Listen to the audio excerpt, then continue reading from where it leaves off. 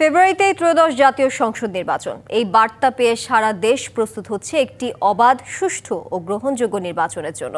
ভোটের এই হাওয়ায় কি ভাবছেন সাধারণ মানুষ থেকে শুরু করে আগামীর জনপ্রতিনিধিরা, সে কথা জানাতে ডিবিসি নিউজের ইলেকশন এক্সপ্রেস ছুটে যাবে সবগুলো সংসদীয় আসনে। আজ সারাদিন থাকবে সংসদীয় আসন 1 পঞ্চগড়ে। ডিবিসি নিউজের বিশেষ আয়োজন সিএসআরএম ডিবিসি ইলেকশন এক্সপ্রেস। আজ সারাদিন ছিলাম এই পঞ্চগড় 1 আসনে। বিভিন্ন রাজনৈতিক দলের তৃণমূল পর্যায়ের নেতাকর্মীরা কি ভাবছেন নির্বাচনকে কেন্দ্র করে, সেসব বিষয় তুলে ধরার চেষ্টা করছে। আমার সঙ্গে এই মুহূর্তে যুক্ত আছেন পঞ্চগড় জেলার জাগপার সাধারণ সম্পাদক। কথা বলবো তার সঙ্গে, জানার চেষ্টা করব তারা আসলে তাদের দলটা কতটুকু সুসংগঠিত, কতটা গুছিয়েছেন নির্বাচন কেন্দ্রিক।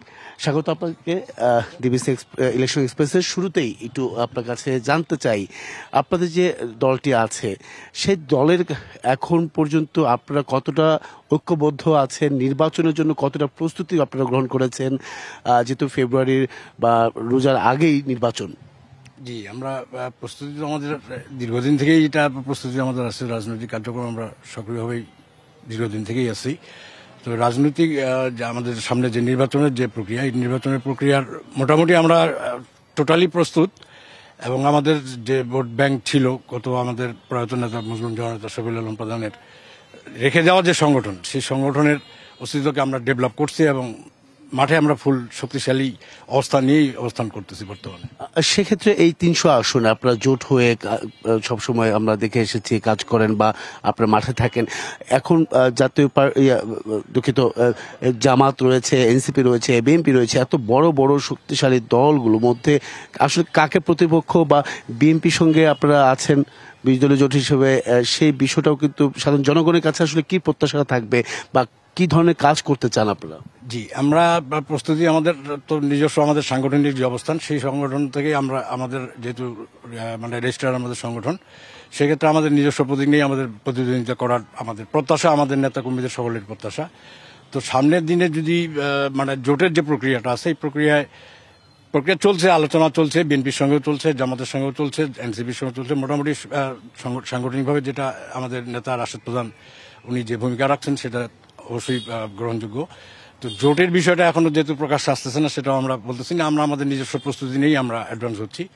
এবং প্রতিদ্বন্দ্বী জাগপাকে কেন বেছে নেবে, মানে আপনারা কি করতে চান, এই পঞ্চগড় 1 আসনটাকে আপনারা কিভাবে সাজাতে চান? আর সেক্ষেত্রে গত 17 বছরে কি ধরনের উন্নয়ন হয়েছে যেটা বা উন্নয়ন হয়নি, যেটা সাধারণ মানুষের প্রত্যাশা পূর্ণ হয়নি শতভাগ, আপনারা যেটা করতে যাচ্ছেন ব্যতিক্রমী কিছু?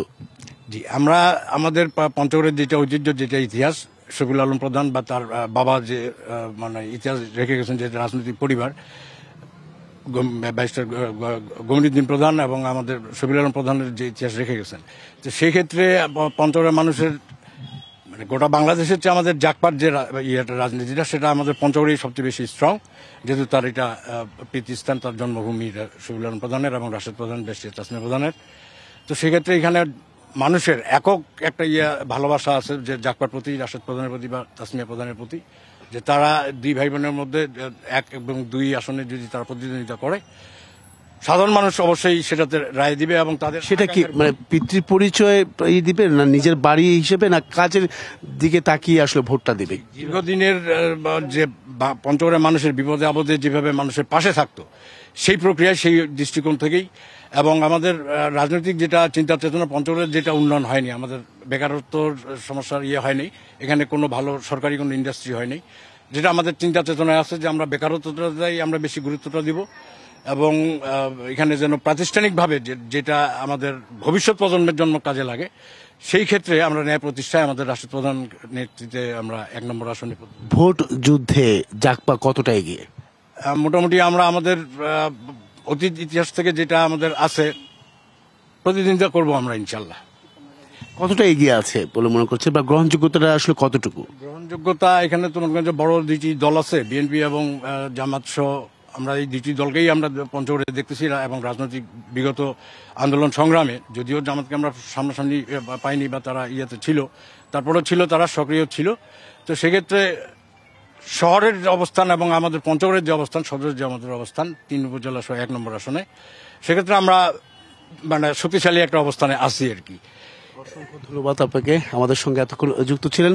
পরবর্তীতে আগামীকাল থাকছে পঞ্চগড় 2 আসন, সেখানে তুলে ধরার চেষ্টা করব বিভিন্ন রাজনৈতিক দলের তৃণমূল পর্যায়ে নেতাকর্মীরা কি ভাবছেন আগামী নির্বাচনকে কেন্দ্র করে সেসব বিষয়। সঙ্গে থাকুন CSRM DBC ইলেকশন এক্সপ্রেসের।